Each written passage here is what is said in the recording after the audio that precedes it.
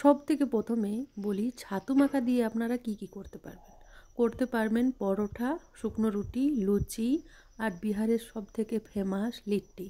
চলুন কিভাবে ছাতু মাখা বানাই লিট্টির জন্য বা পরোটার জন্য সেই রেসিপি নিয়েই আপনাদের সাথে চলে এসেছি।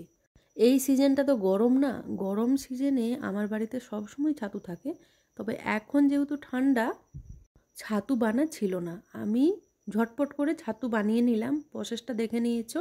আবারও বলি, চানাটা ভালো করে খোসা ছড়িয়ে মিক্সিতে ঘুরে নিয়েছি, একদম হুবাহু ছাতুর মতো হয়ে গেছে। আপনারাও এইভাবে একবার ছাতু ট্রাই করে দেখতে পারেন যদি না থাকে বাড়িতে। এবারে আদা কুচি দিয়ে দিলাম, নুন দিয়ে দিলাম আর দেব ধনিয়া পাতা। আমি এখন যারা পেঁয়াজ রসুন খায় না সেইটা দেখাচ্ছি প্রথমে, তারপরে পেঁয়াজ রসুন এড করব। এবারে পরিমাণ মতো লেবুর রস দিয়ে দিলাম, দেব হলুদের গুঁড়ো আর দেব আচার। এইখানে আমের আচারটা অনেক ইম্পর্টেন্ট, টক মিষ্টি আচার হলে হবে না। টক মশলা জাতীয় চটপটা আচারটা, যেটা তেল আম করে রাখি না আমরা মুড়ি খাওয়ার জন্য বা কিছুর জন্য।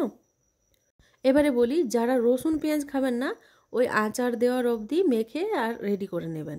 আবার যারা রসুন পেঁয়াজ খাবেন এরকম রসুন কুচো পেঁয়াজ কুচো দিয়ে দিবে কাঁচা। কুচোনোটা হতে হবে একদমই মেহি, মানে হচ্ছে খুব বাড়ি বাড়ি। এবারে হাত দিয়ে ভালো করে মেখে যে আমের গুঠলিটা আছে সেটা আলাদা করে দেব।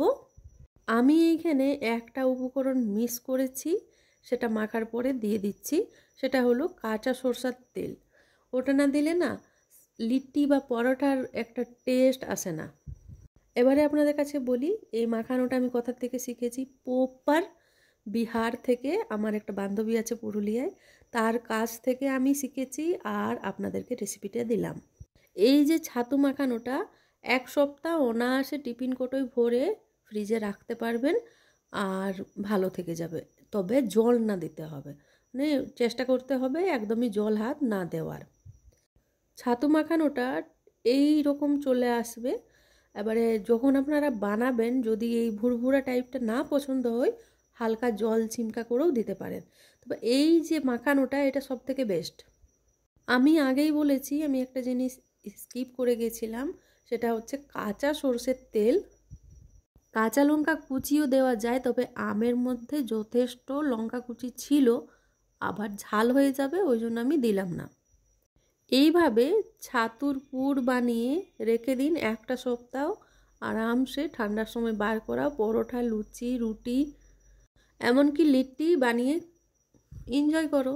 সঙ্গে সঙ্গে বানাতে তো একটা ঝামেলা, বানিয়ে রেখে দিতে পারো আর এই সেম টেস্ট পাবে বানিয়ে রেখে দেওয়ার পরে।